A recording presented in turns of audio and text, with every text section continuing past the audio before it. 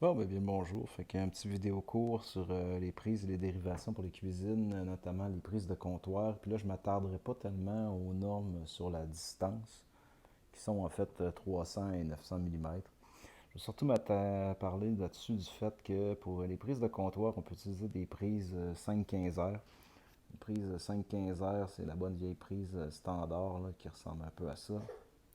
Puis tandis qu'on peut aussi utiliser une prise 5-20 heures. Une prise 520R, elle ressemble à ça.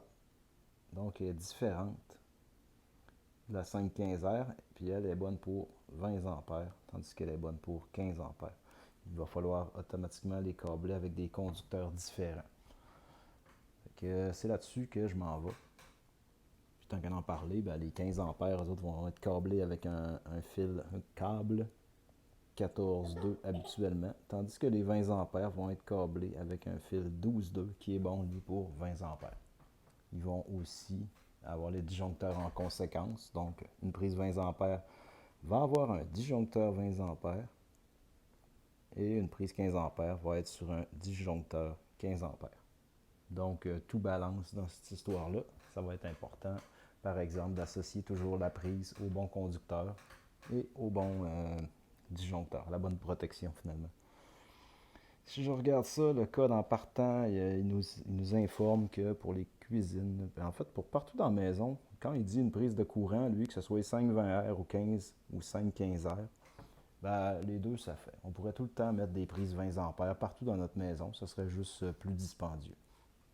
Par rapport aux prises de comptoir dans la cuisine, par exemple, là, les lois changent un peu, au sens où on ne peut pas avoir plus de deux prises par circuit.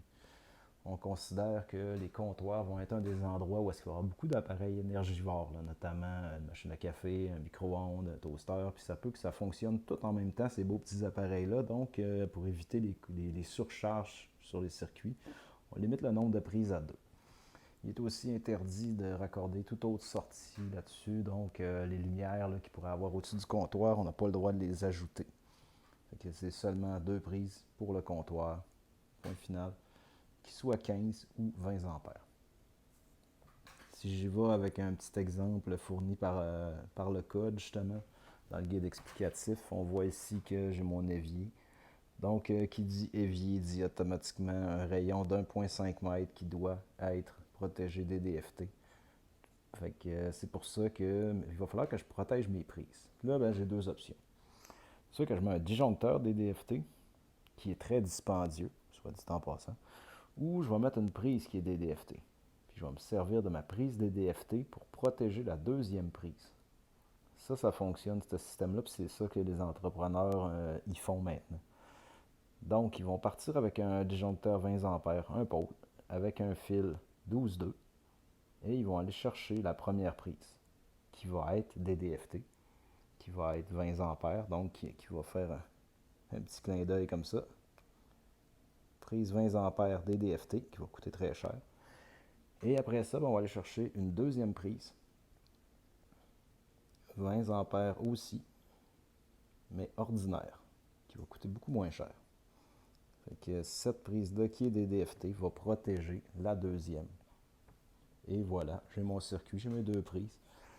Là, à partir de là, les entrepreneurs, maintenant, ce qu'ils font, ben, ils se sont dit, tant qu'avoir sorti mon coil de fil 12,2, puis avoir acheté des prises, puis tout ça, ben, bien souvent, ils vont continuer à câbler en 20 ampères pour les autres dérivations de comptoir.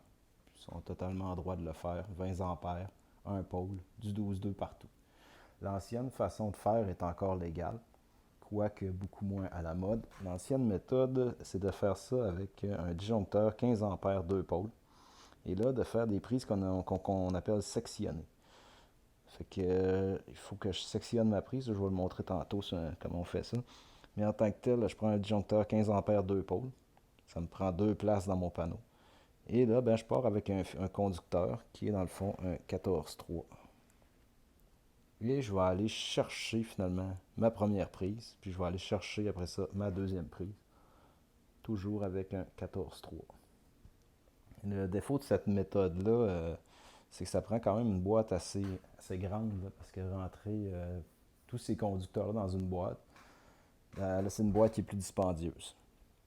En plus, ça vous oblige à traîner du 14-3, des disjoncteurs 15 ampères 2 pôles. Fait que c'est pour ça que la méthode des 20 ampères est rendue très populaire. Pour ce qui est de comment ça se câble une prise sectionnée, ben on le voit là. C'est une prise normale, mais il faut absolument couper la jonction entre les deux là. Et là, ben, j'alimente ça, 15 ampères avec mon noir, mon rouge. Fait que chaque prise, finalement, devient bonne pour 15 ampères. Et si j'en mets une deuxième, ben là, là, il se sépare le 15 ampères en deux.